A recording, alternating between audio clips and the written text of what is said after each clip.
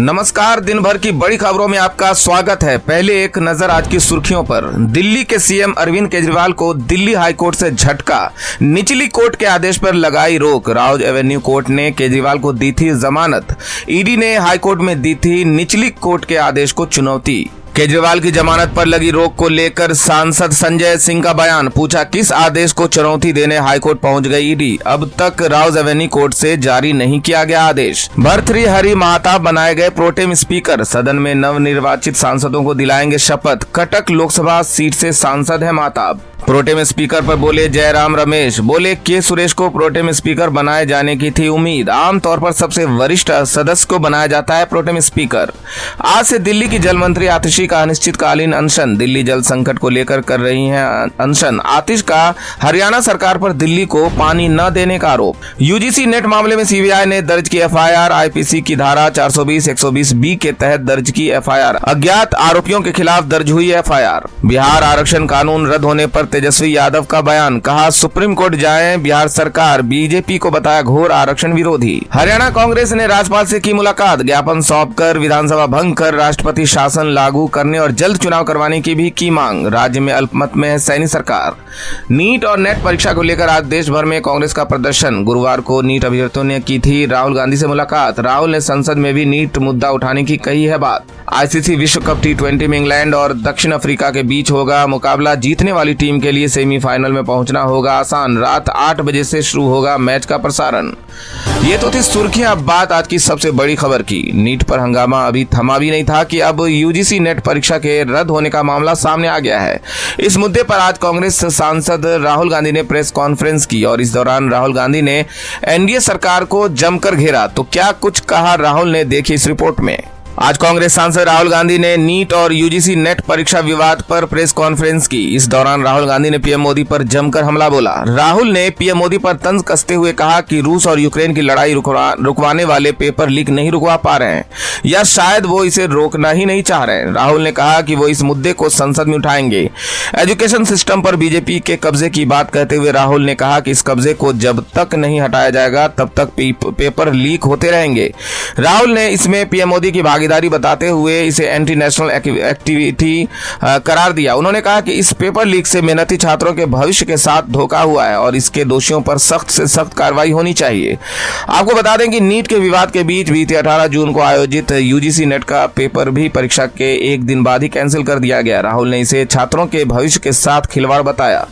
राहुल ने कहा कि आज गुजरात, मध्य प्रदेश और उत्तर प्रदेश जहां बीजेपी की सरकार है वो पेपर लीक के एपिक सेंटर बने हुए हैं। यही पेपर लीक होते हैं, लेकिन मोदी को इसकी चिंता नहीं। उन्हें तो बस लोकसभा स्पीकर बीजेपी का बन जाए इसकी चिंता है।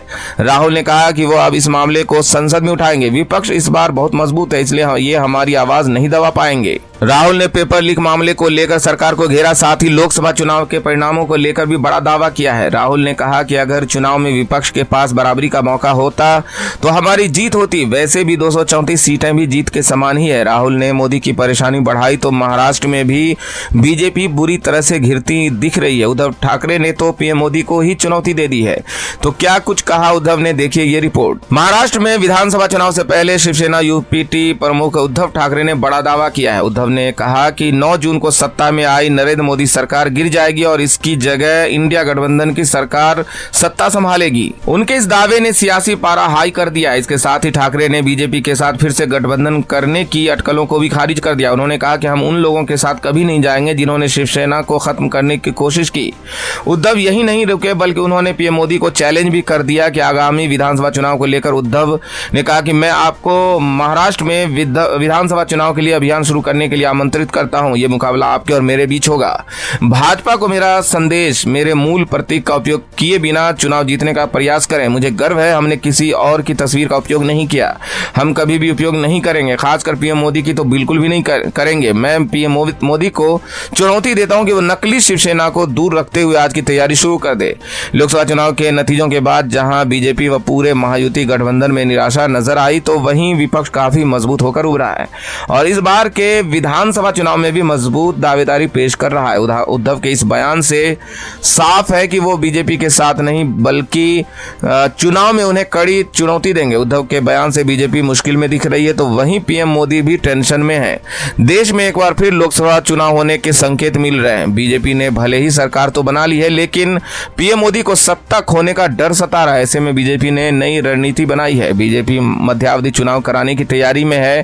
तो आखिर क्यों हो सकते हैं देश में मध्यावधि चुनाव, देखिए ये रिपोर्ट। देश में एक बार फिर होंगे लोकसभा चुनाव, इस तरह की चर्चाएं तूल पकड़ती हुई नजर आ रही है। हाल ही में हुए लोकसभा चुनाव के नतीजों ने सबको चौंका दिया। हालांकि बीजेपी ने सहयोगियों के सहारे सरकार तो बना ली लेकिन किसी भी दल को बहुमत हासिल नहीं हुई। ऐसे में सबसे बड़ा झटका बीजेपी को ही लगा है, जहां वो 400 पार का नारा दे रही थी और नतीजों में 240 पर ही सिमट गई, जबकि विपक्ष की सीटें दोगुनी हो गई। दबाव में आई मोदी सरकार अब मध्यावधि चुनाव कराने की तैयारी में है। इस तरह की चर्चाएं शुरू हो गई। दावा किया जा रहा है कि बीजेपी जल्द ही मध्यावधि चुनाव का ऐलान करा देगी। दरअसल महाराष्ट्र में आगामी विधानसभा चुनाव को लेकर बीजेपी डरी हुई नजर आ रही है। लोकसभा चुनाव के नतीजों से मिली निराशा अभी दूर भी नहीं हुई थी कि विधानसभा चुनाव के लिए विपक्ष के दावों ने बीजेपी की हवा टाइट कर दी है। महाराष्ट्र में एनडीए गठबंधन पहले से ही टूटने की कगार पर है। ऐसे में अगर इस चुनाव में भी बीजेपी को हार का सामना करना पड़ता है तो बीजेपी के अपने सांसद भी पाला बदल सकते हैं। वही नीतीश और नायडू के साथ भी रिश्तों की मजबूती सवालों के घेरे में है और अगर विपक्ष के दावे सच साबित होते हैं तो एनडीए सरकार ज्यादा दिन नहीं टिक पाएगी। ऐसे में सत्ता में बने रहने के लिए नए सिरे से चुनाव कराने की तैयारी में पीएम मोदी जुट गए। हालांकि इस चुनाव के नतीजे की भी गारंटी नहीं ली जा सकती, लेकिन बीजेपी का सत्ता पर एकाधिकार हासिल करने के लिए मध्यावधि चुनाव कराने की संभावना जताई जा रही है। फिलहाल अगले 3-4 महीने देश की राजनीति में बेहद महत्वपूर्ण होने वाले हैं। एक तरफ सरकार की स्थिरता सवालों में है, बीजेपी चिंता में है, तो वहीं असम के जोरहाट से कांग्रेस सांसद गौरव गोगोई के बयान ने बीजेपी की मुश्किलें और बढ़ा दी है। गौरव गोगोई ने मीडिया से खास बातचीत की। इस दौरान उन्होंने कई अहम मुद्दों पर अपनी राय दी। साथ ही उन्होंने पीएम मोदी पर जमकर निशाना भी साधा। तो क्या कुछ कहा गौरव गोगोई ने, देखिए इस रिपोर्ट में। देश दुनिया का दौरा करने से पहले पीएम को मणिपुर पर ध्यान देना चाहिए। अपने देश में रहकर देशवासियों पर ध्यान देना चाहिए। जी हां, ये कहना है तीसरी बार सांसद बने कांग्रेस के गौरव गोगोई का। गोगोई लगभग 1 साल पहले सदन में मणिपुर पर लगभग घंटे भर का भाषण देकर चर्चा में आ गए थे। बुधवार को मीडिया से गौरव गोगोई से खास बात की। इस दौरान कांग्रेस सांसद ने तमाम राजनीतिक मुद्दों पर खुलकर अपनी राय रखी। गौरव गोगोई ने 2024 के चुनाव और उसके बाद निर्मित हुई स्थिति पर कहा कि चुनाव प्रचार के दौरान पीएम मोदी की मटन मछली वाली भाषा पर निर्वाचन आयोग ने कोई एक्शन नहीं लिया। चुनाव आयोग को अपनी छवि और भूमिका पर आत्ममंथन करने की जरूरत है। उन्होंने कहा कि 8-9 महीने पहले संघ ने मणिपुर मामले पर सरकार को क्लीन चिट दे दी थी और नतीजों के बाद संघ को अब मणिपुर की याद आ रही है। बीजेपी के नेता कहते हैं कि हम हार कर भी चुनाव नतीजों पर बहुत खुश हो रहे हैं। उन लोगों ने कांग्रेस के अकाउंट फ्रीज किए, हमारे नेताओं को जेल में डाला, चुनावी बॉन्ड जैसे पैसे बटोरे, मीडिया पर झूठा प्रचार चलाया। ऐसे विपरीत माहौल के बावजूद इंडिया गठबंधन के ऐसे नतीजे आना हमारी जीत ही है। सदन में नेता प्रतिपक्ष बनाए जाने के कयासों पर उन्होंने कहा कि हमारा राहुल गांधी से अनुरोध है कि वो हमारी गुजारिश मानकर नेता प्रतिपक्ष बनकर सदन में हमारा प्रतिनिधित्व करें। वहीं स्पीकर पद पर उन्होंने कहा कि हमारा टीडीपी से अनुरोध है कि वो स्पीकर पद के लिए अड़ी रहे। जो रहा सांसद ने आगे कहा कि अभी हमारी महाराष्ट्र, झारखंड, जम्मू कश्मीर और हरियाणा के साथ साथ 2027 के यूपी चुनाव पर भी कांग्रेस अभी से फोकस कर रही है। इसके अलावा उन्होंने संसद परिसर में महापुरुषों की मूर्तियों की जगह बदलने पर कहा कि यह सदन या उसका परिसर किसी एक दल का नहीं है। सरकार को चाहिए था वो हमसे भी इस बारे में चर्चा करती। उन्होंने आखिर में कहा कि पीएम मोदी को अहंकार छोड़कर मणिपुर पर ध्यान देना चाहिए। अपने देश में रहकर देश पर ध्यान दीजिए। गौरव गोगोई के बयान से साफ हो गया कि इस बार संसद में बीजेपी अपनी मनमानी नहीं कर पाएगी। विपक्ष पहले से काफी मजबूत है, जो बीजेपी की चिंता बढ़ा रहा है। तो दूसरी तरफ दिल्ली के सीएम अरविंद केजरीवाल भी बीजेपी की चिंता बढ़ाते हुए दिखाई दे रहे हैं। राउज एवेन्यू कोर्ट ने केजरीवाल की याचिका पर सुनवाई की फैसला सुरक्षित रख लिया। तो क्या कुछ हुआ कोर्ट में जिससे बीजेपी हो सकती है परेशान, देखिए ये रिपोर्ट। गुरुवार को दिल्ली के राउज एवेन्यू कोर्ट में मुख्यमंत्री अरविंद केजरीवाल की जमानत याचिका पर लगातार दूसरे दिन सुनवाई हुई। इस दौरान दोनों पक्षों के बीच ताबड़तोड़ दलीलें दी गई। जमानत याचिका का विरोध करते हुए ईडी की तरफ से पैरवी कर रहे additional solicitor general ASG Raju ने कहा कि ईडी ने हवा में जांच नहीं की है। केजरीवाल के खिलाफ पुख्ता सबूत है, उन्हें बेल नहीं मिलनी चाहिए। तो वहीं केजरीवाल की ओर से पेश हुए वकील विक्रम चौधरी ने दावा किया कि केजरीवाल केजरीवाल के खिलाफ पूरा केस सिर्फ कल्पना पर आधारित है। बुधवार को सुनवाई के दौरान केजरीवाल के वकील ने कहा था कि सीएम के खिलाफ पूरा मामला बयानों पर आधारित है। उन्हें हैरानी नहीं होगी अगर कुछ और बयान सामने आए। दिल्ली सीएम की कोई आपराधिक हिस्ट्री भी नहीं है। ये बयान उन लोगों के हैं जिन्होंने खुद को दोषी माना है। वे लोग संत तो नहीं है। ऐसा लगता है कि इनमें से कुछ को गिरफ्तार किया गया और जमानत देने का वादा कर बयान दिलवाए गए, जबकि ईडी का कहना था कि आपने भले ही अपराध नहीं किया हो लेकिन आपके मामलों के लिए जिम्मेदार हैं और यदि आप किसी अपराध के लिए दोषी हैं तो आप भी अपराध के लिए दोषी हैं। बहरहाल कोर्ट ने मामले में अपना फैसला सुरक्षित कर लिया और केजरीवाल की जमानत के साथ ही मुख्यमंत्री ने पत्नी की मौजूदगी में मेडिकल कराने की मांग भी की थी, जिस पर कोर्ट ने सुनवाई की और फैसला सुरक्षित रख लिया है। केजरीवाल को जमानत मिली तो बीजेपी के लिए सबसे ज्यादा परेशानी हो सकती है। तो वहीं झारखंड के सीएम चंपई सोरेन ने बड़ा फैसला लिया है, जिसका असर झारखंड विधानसभा चुनाव में दिखाई देगा और यह असर बीजेपी की चिंता का कारण बनता दिख रहा है। तो क्या फैसला लिया है झारखंड सरकार ने, देखिए ये रिपोर्ट। झारखंड की चंपई सोरेन सरकार ने लोकसभा चुनाव के बाद पहली कैबिनेट बैठक की। इस दौरान कई बड़े फैसले लिए। झारखंड के कैबिनेट बैठक में कुल 33 प्रस्तावों को मंजूरी मिली, जिसमें जातीय जनगणना सबसे अहम है। कैबिनेट ने इस प्रस्ताव पर मुहर लगा दी है। जातीय सर्वेक्षण कराने की जिम्मेदारी कार्मिक विभाग को दी गई। हालांकि शुरुआत की तारीख अभी तय नहीं हुई है। बिहार के बाद झारखंड ऐसा करने वाला दूसरा राज्य होगा।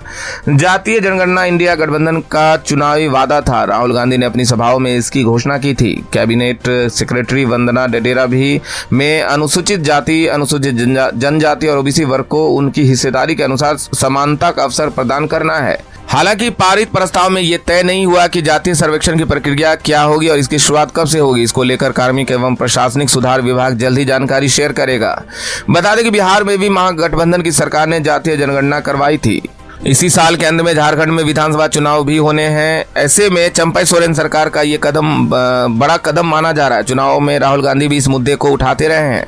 जातीय जनगणना के बाद सरकार आरक्षण पर कोई फैसला ले सकती है। चंपई सोरेन के दावे ने बीजेपी की नींद उड़ा दी है। तो वहीं पटना हाईकोर्ट से बिहार की एनडीए सरकार को जोरदार झटका लगा है। कई संगठनों ने हाईकोर्ट में बिहार आरक्षण कानून को चुनौती दी थी, जिस पर सुनवाई करते हुए पटना हाईकोर्ट ने बिहार आरक्षण कानून को रद्द कर दिया। तो क्या है पूरा मामला, देखिए ये रिपोर्ट। गुरुवार को पटना हाईकोर्ट से बिहार के नीतीश सरकार को बड़ा झटका लगा है। नीतीश कुमार की सरकार ने राज्य में जाति आधारित सर्वेक्षण रिपोर्ट के आधार पर राज्य में सरकारी नौकरी और शैक्षणिक संस्थाओं में दाखिले को लेकर बड़ा बदलाव किया था। ईबीसी, ओबीसी, एससी, एसटी के आरक्षण कोटे को 65% कर दिया था, जिस पर गुरुवार को पटना हाईकोर्ट ने रोक लगा दी है। वहीं आर्थिक रूप से पिछड़े सवर्णों को मिलने वाले 10% आरक्षण को मिलाकर यह आंकड़ा 75% तक पहुंच गया था। कई संगठनों ने इस बिहार आरक्षण कानून को हाईकोर्ट में चुनौती दी थी। गुरुवार को पटना हाईकोर्ट के चीफ जस्टिस की अगुवाई वाली 2 जजों के बेंच ने इस कानून को संविधान के अनुच्छेद 14, 15 और 16 के खिलाफ बताते हुए रद्द कर दिया। आपको बता दें कि देश की पुरानी कैबिनेट ने बिहार के जातीय आधारित सर्वेक्षण की रिपोर्ट के आधार पर 7 नवंबर को कोटा बढ़ाने के फैसले को लेकर विधानसभा में विधेयक पेश किया था।